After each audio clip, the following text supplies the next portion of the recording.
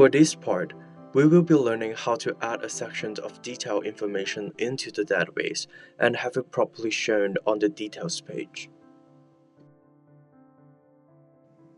First off, let's click on the data model and add a column with the name of location to the experience table in order to store the data of address information.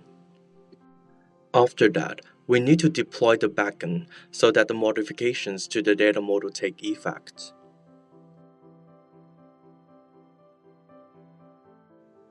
Once the backend has been successfully deployed, we can enter into the database and add a piece of address information under the column of location.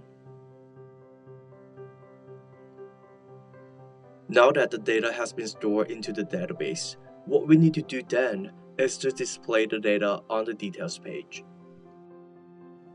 Simply drag and drop a text component onto the details page and address its style.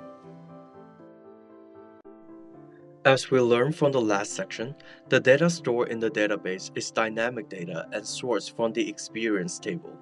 Therefore, we need to perform data manipulation by binding the location column through remote data. In the mirror, we can now see the detailed address information has been added and properly displayed.